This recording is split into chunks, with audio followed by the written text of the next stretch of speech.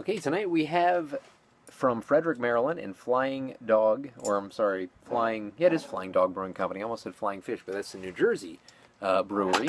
This is Counterculture Ale, and it comes in at 6% ABV. It's an American amber ale. It's a year-round brew. I guess it was introduced a couple years ago. I know the postings seem to have started in 2015. So, relatively new beer, new year-round effort. It's more of a malt-heavy beer, as Flying Dog is known more for the hop-heavy beers. As many microbrews are these days. I'm sorry, I'm kind of adjusting this on the fly. Got to get the right aspect. I guess I'm a little bit, got the camera a little bit close, but whatever. 25 IBUs. You don't want to see the top of my head. You don't care about that. And when I say malt forward, I really mean malt forward. Lots of malts in this beer. We have the brown, crisp 77, chocolate, Bon Munich, and flaked oats. That's five different malts and one type of hops. You got the Citra hops, and they use American ale yeast. So I'm looking for a lot of stuff going on here malt-wise. I mean, just a lot of them intermixed together. According to the website, the Flying Dog's website, we're known for our hop-centric beer. Our brewers developed this malt-forward beer to fly in the face of even our own mainstream tendencies. So, there you have it. And what is this? It looks like it's a picture of the Last Supper, I guess? Is it the Last Supper? I guess with different characters. So, there you have it. Why is it called that? I don't know. Counterculture. What does it have to do with counterculture? They know. I don't. Okay, so let's pour into this pint glass here, see what we got. Do we have this? Yep, it is an amber color. It's your classic amber ale look, as you can see. Very red. Getting some oxidation here on this glass. I'm thinking that's the glass. Maybe not completely washed 100% right, but what are you going to do? We'll take that into consideration here. About a finger, a little less than a finger of head. Very bubbly,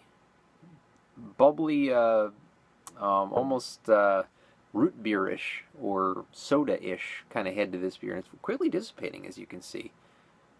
Aroma-wise, of Flying Dog's Counterculture Ale. I'm getting a very faint, hoppy smell from this, but very dark malts. Very brown ale kind of a aroma to this. Maybe you're not getting the pronounced hoppiness that you usually get from maybe like a Nugget Nectar from Trogs when we're talking about the same kind of style. So let's taste now this American Amber Ale, Flying Dog's Counterculture.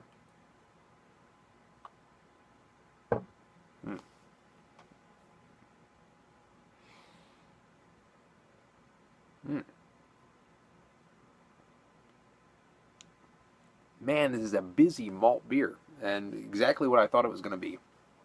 A lot of different sensations.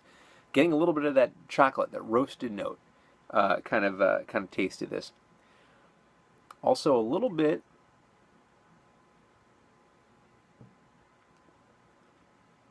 of almost a soapy kind of sting, a soapy kind of taste, and that's not a bad thing. I'm not saying that's bad, but I'm getting a little bit of a soapiness mixed with a chocolatey malt burntness. It's a lot of stuff going on. It almost tastes like a porter mixed with a brown ale.